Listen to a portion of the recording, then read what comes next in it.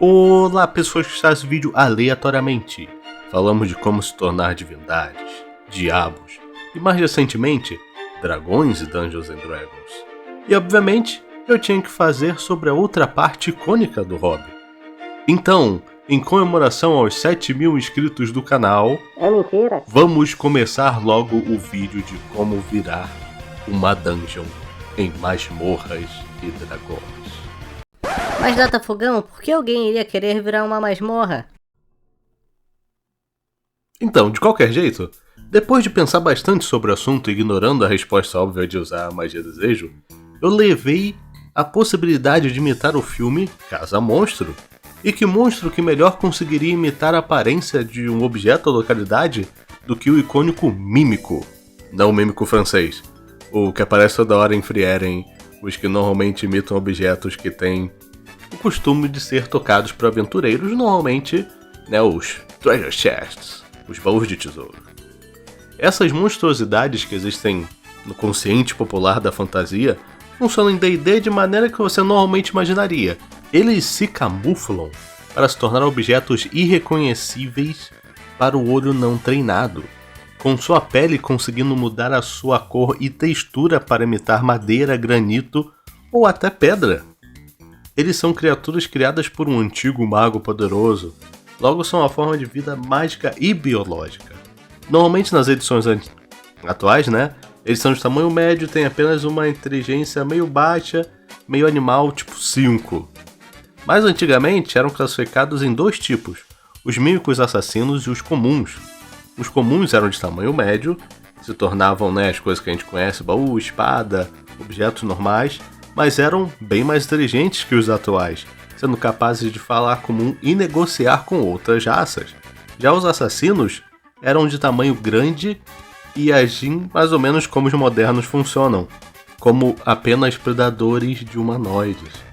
Logo... Ué, Data Fogão, mas mesmo sendo grande, uma masmorra de no mínimo 5 salas normalmente tem que ser de uma categoria maior, não?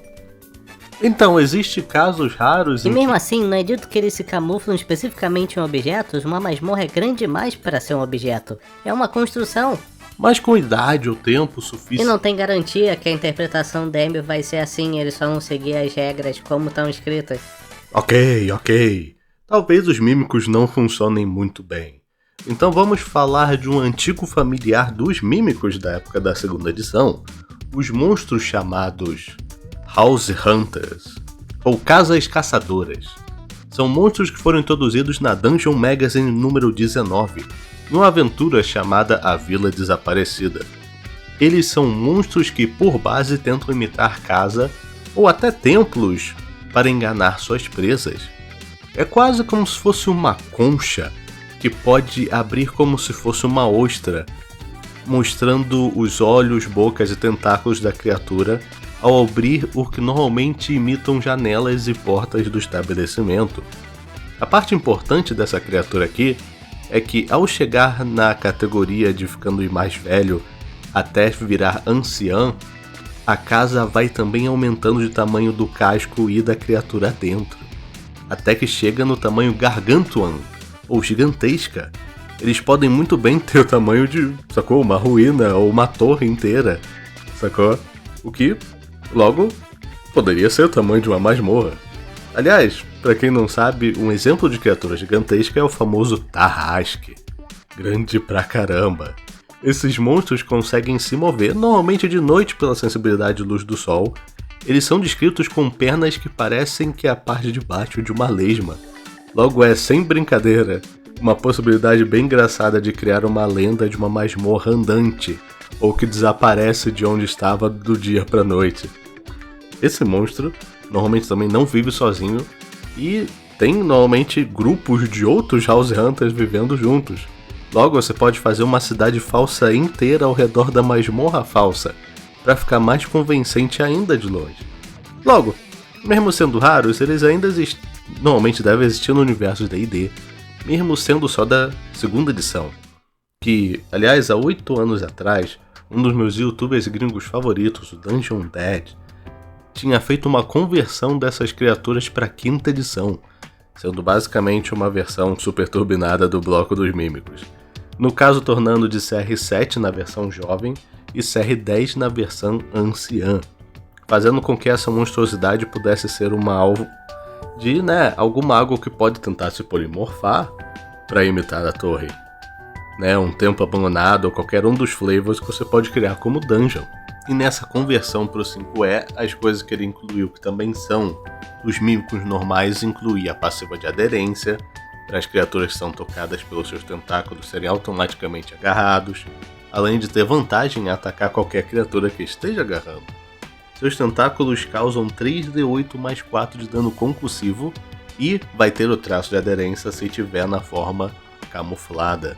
Eles têm uma mordida bem parecida com a dos mímicos, mas também tem a habilidade de engolir uma das criaturas, mordendo elas e engolindo-as no estômago, onde ficam cegas e restringidas, tomando dano ácido todo turno, até que a casa receba dano para cuspir de volta, tendo que passar um teste de concentração para ver se não vai vomitar de volta ou não.